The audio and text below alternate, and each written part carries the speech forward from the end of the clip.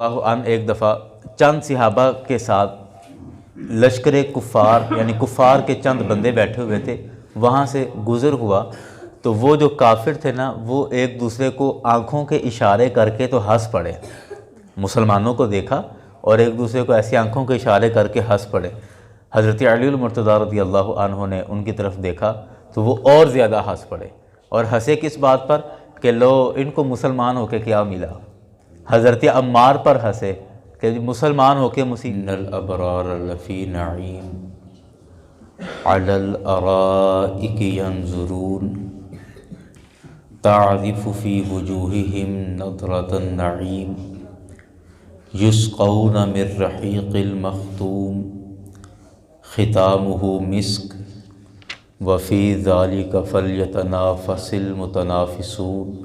صدق اللہ العظیم۔ یاران گرامی،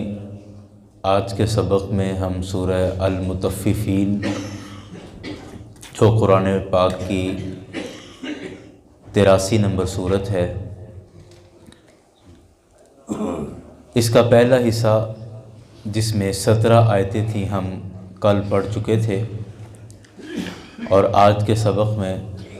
بقیہ آیات پڑھنے کی سعادت حاصل کریں گے۔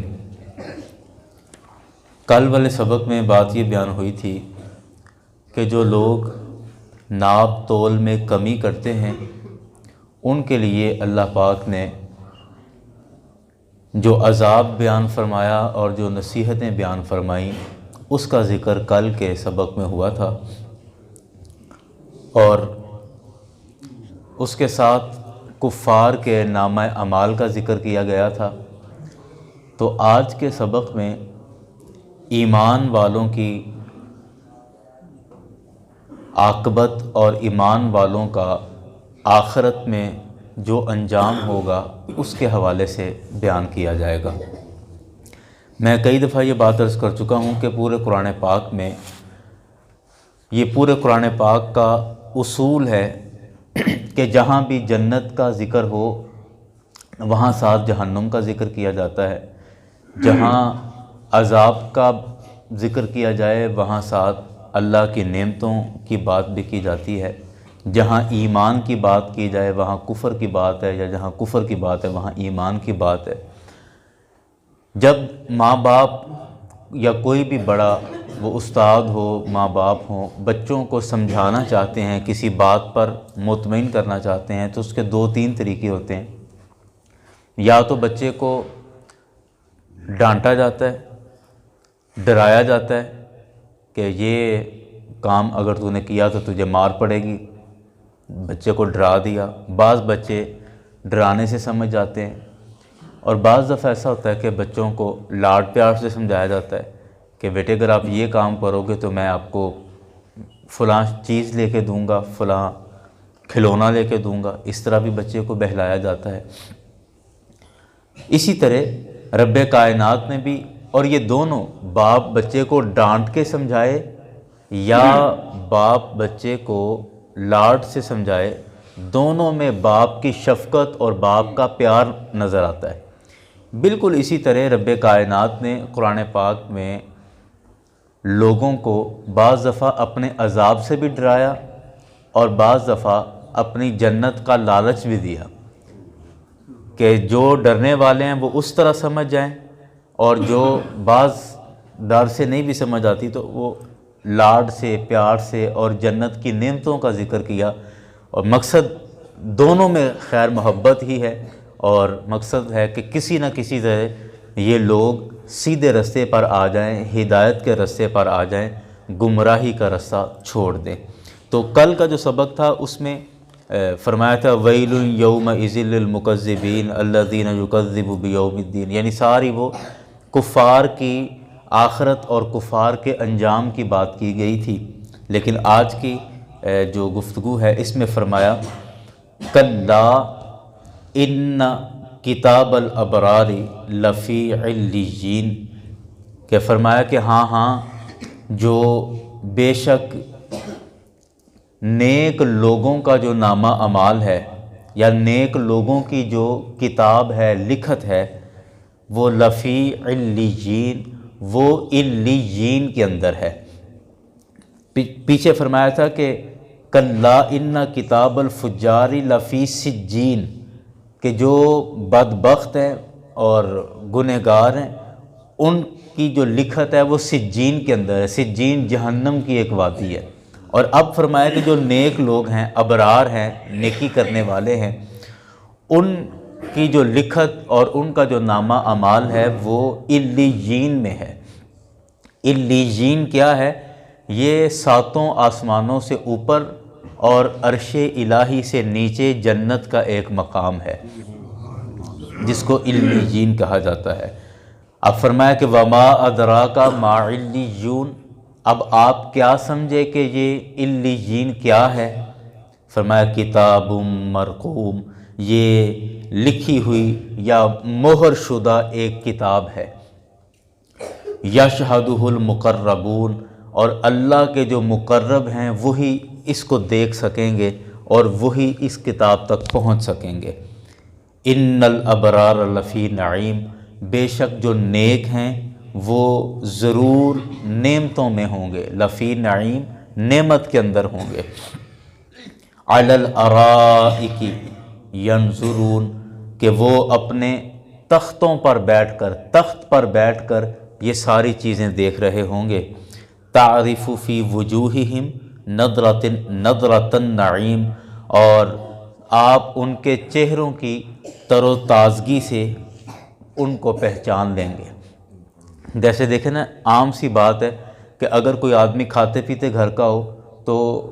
اسے بعض جگہوں پر بتانا نہیں پڑتا کہ میں امیر آدمی ہوں یا میں ذمہ دار آدمی ہوں، اس کے چہرے کی بشاشت سے، اس کے چہرے کی تر و تازگی سے اندازہ ہو جاتا ہے کہ یہ کسی اچھے گھر کا بندہ ہے۔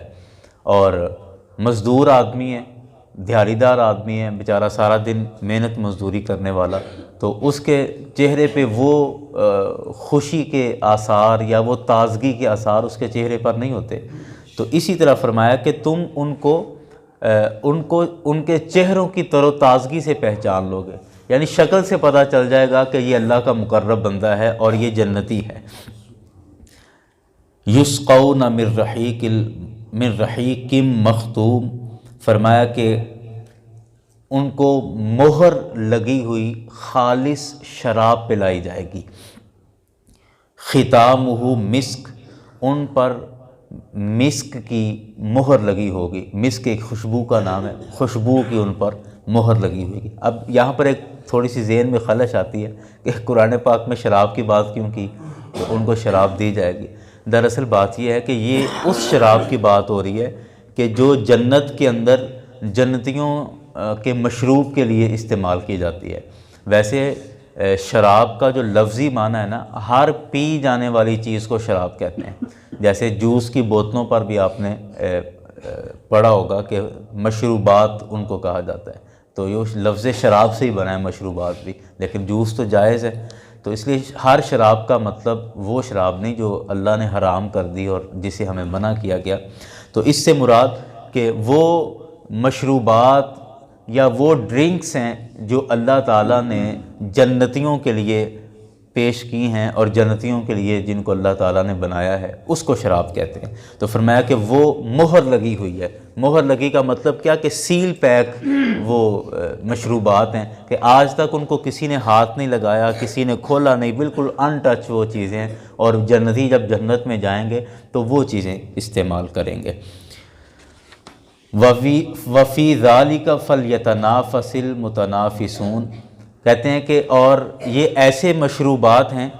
کہ للچانے والے ان مشروبات کو دیکھ کر للچائیں گے، یعنی ایسے مشروبات ہیں کہ جن کو دیکھ کے دل ان کی طرف مائل ہو جائے گا اور دل للچائے گا کہ میں ان کو جلدی سے استعمال کروں۔ وَمِزَاجُهُ مِن تسنیم، اور اس کے اندر تسنیم کی ملاوٹ کی جائے گی۔ ایک تو وہ شراب طہور ہے جو جنت کے اندر بنائی گئی، اول تو یہی بڑی بات ہے، اور پھر اس کے بعد کوثر و تسنیم، اس کی ملاوٹ، اس میں شامل کر کے ملاوٹ کر کے اور اس کو مزید خوبصورت، خوش ذائقہ اور خوش نما اس کو بنا دیا جائے گا۔ عَيْنًا يَشْرَبُ بِهَا الْمُقَرَّبُونَ، کہ وہ ایسا چشمہ ہے کہ جس سے اللہ کے مقرب بندے ہی پئیں گے، اللہ کے مقرب بندے ہی اس چشمے سے پئیں گے۔ ان الذین اجرموا کانوا من الذین آمنوا یضحکون۔ اللہ اکبر، اللہ اکبر۔ یعنی گرامی آپ دوسرے لفظوں میں یوں کہہ لیں کہ اس آیت کے بعد اب ہمارے دل کی باتیں ہو رہی ہیں، جو ہم عام طور پہ یقین کریں کئی دفعہ یہ باتیں سوچتے ہیں اور کئی دفعہ یہ باتیں زبان سے کہہ بھی دیتے ہیں۔ اور وہ باتیں کیا ہیں کہ ہم کئی دفعہ جب کفار کی ترقی دیکھتے ہیں تو بعض دفعہ ہم اس میں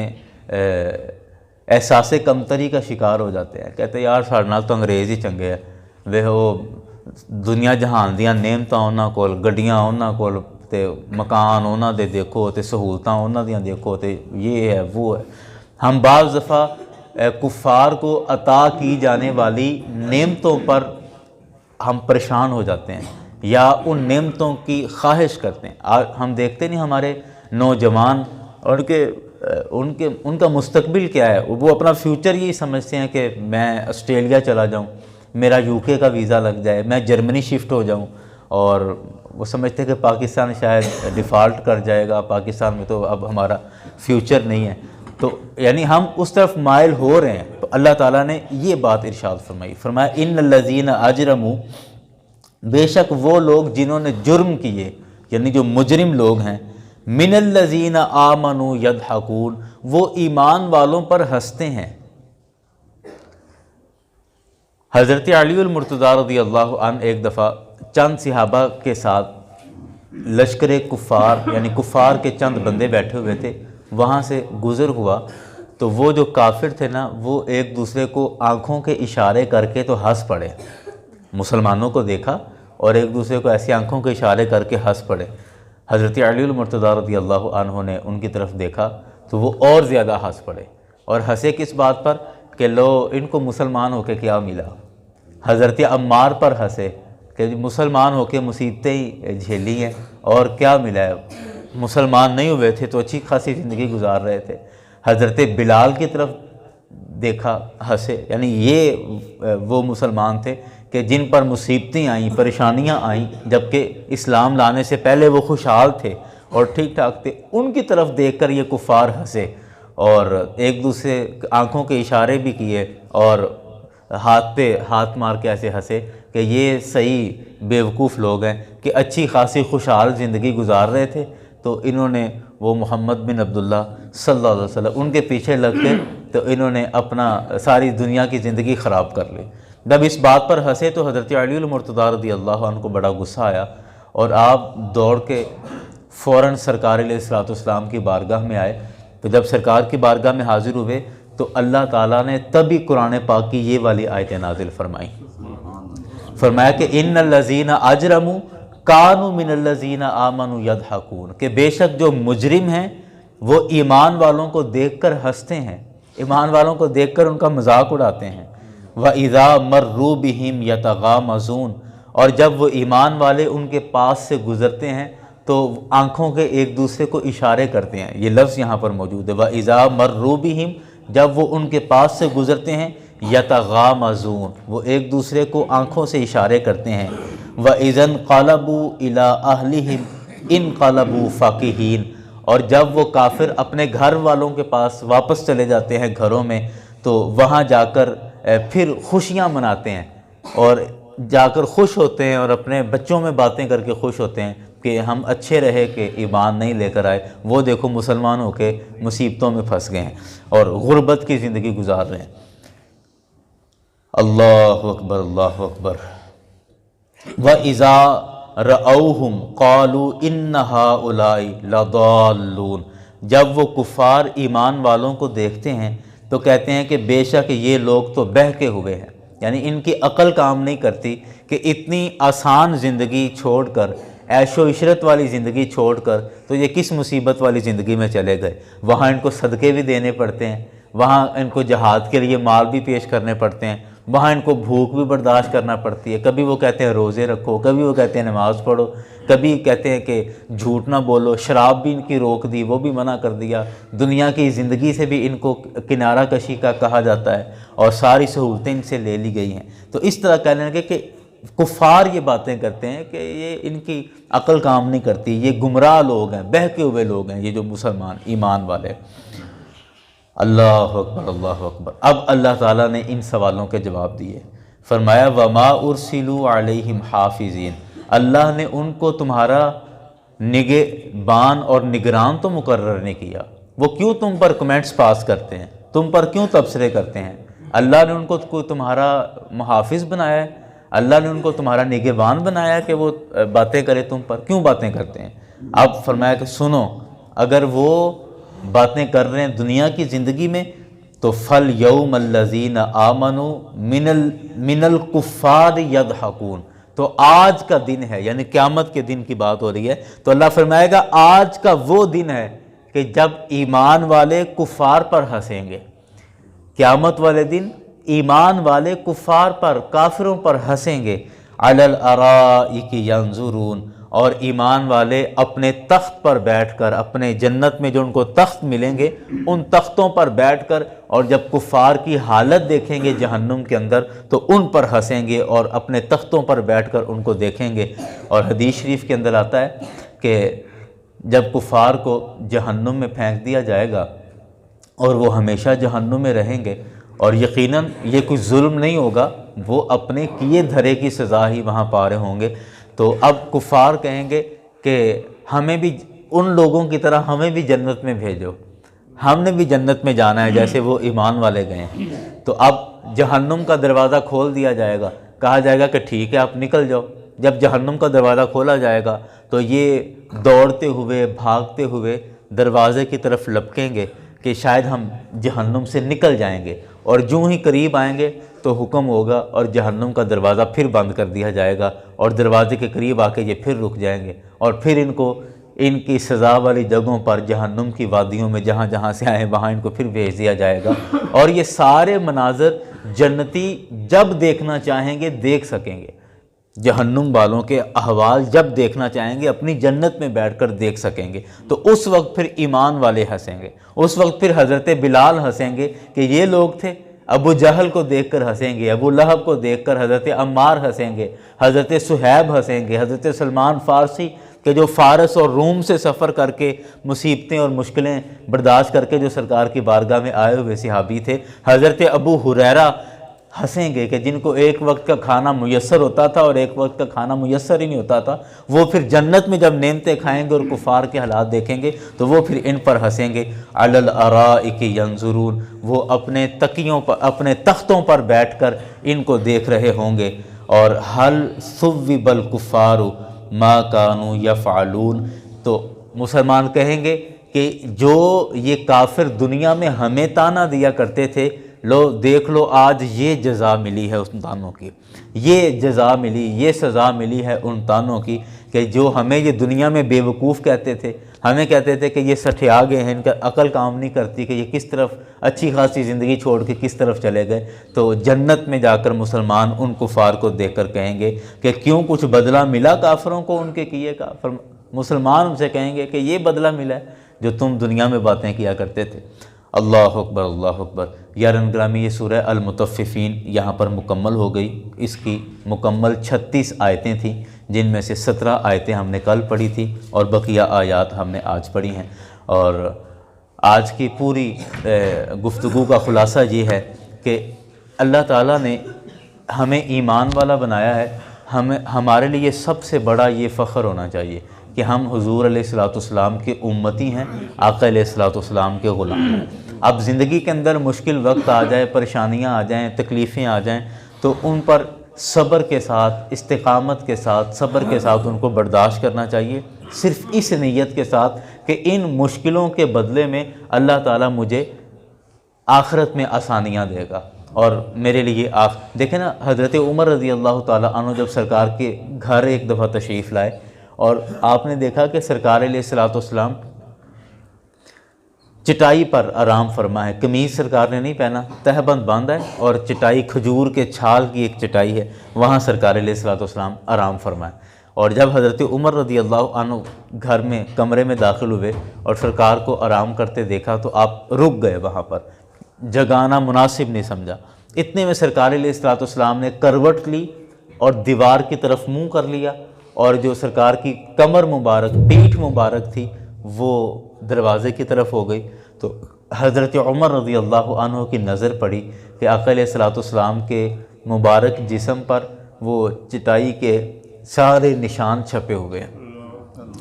جب وہ دیکھا نا تو حضرت عمر رضی اللہ عنہ آپ جذباتی ہو گئے دیکھ کے، اور پھر اس طرف کچن میں دیکھا، باورچی خانے میں دیکھا تو ایک مٹکے میں پانی تھا اور چند جو یا چند سیر جو کہہ لیں وہ کچن میں پڑے تھے، اس کے علاوہ کچھ نہیں تھا کچن کے اندر۔ حضرت عمر رضی اللہ عنہ جب یہ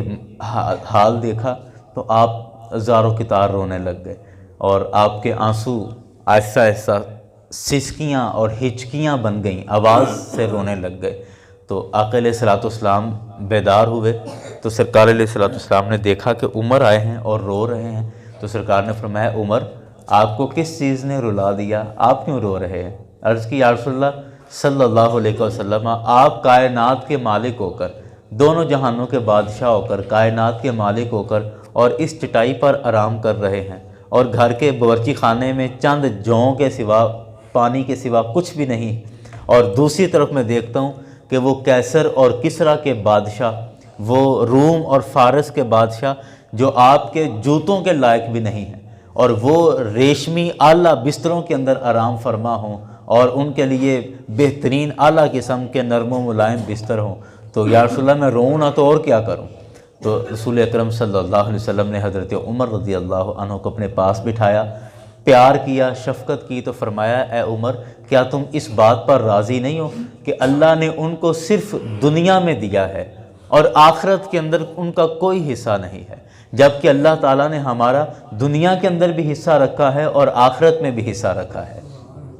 جب یہ جملہ رسول اکرم صلی اللہ علیہ وسلم نے بولا تو پھر حضرت عمر رضی اللہ عنہ کو تسلی ہو گئی، تو آپ نے کہا، عرض کی کہ یا رسول اللہ میں اللہ کے رب ہونے پر راضی ہوں، آپ کے نبی ہونے پر راضی ہوں، اور قرآن کے آسمانی کتاب ہونے پر راضی ہوں، میں اپنے دین پر راضی ہوں۔ تو دیکھیں کہ رسول اکرم صلی اللہ علیہ وسلم نے یہ تربیت دی۔ آپ نے فرمایا تھا نا کہ اگر میں چاہوں تو احد پہاڑ سونے کا بن کے میرے ساتھ ساتھ چلے، میرا پروٹوکول اتنا ہو کہ پورا احد پہاڑ سونے کا بن جائے اور جہاں جہاں میں جاؤں یہ میرے ساتھ ساتھ جائے، لیکن فرمایا الفقر فخری، کہ مجھے اپنی فقیری اور درویشی پر ہی فخر ہے، مجھے اپنی فقیری پر ہی فخر ہے۔ تو اس لیے اگر بعض دفعہ ہم پر مشکل وقت آ جائے، ہم پر مشکل حالات آ جائیں، تو ہمیں اس پہ پریشان نہیں ہونا چاہیے، کسی صورت نہیں پریشان ہونا چاہیے، اللہ تعالیٰ کی بارگاہ میں ہر طرح کی امید رکھنی چاہیے۔ آج کل جیسے ہمارے کاروباری حالات ہوئے پڑے ہیں، کاروبار ہے نہیں، اور نوکریاں جو لڑکے نوجوان ہمارے فیکٹریوں میں جا رہے ہیں ان کی نوکریاں چھوٹتی جا رہی ہیں، اور ادھر مہنگائی اس طرح کے چیزوں کے ریٹ ڈبل ہو گئے، 3 گنا قیمتیں بڑھ گئیں، اور ادھر نوکریاں ختم ہو گئیں، تو مشکل وقت تو ہے خیر، اور بس اللہ اس پر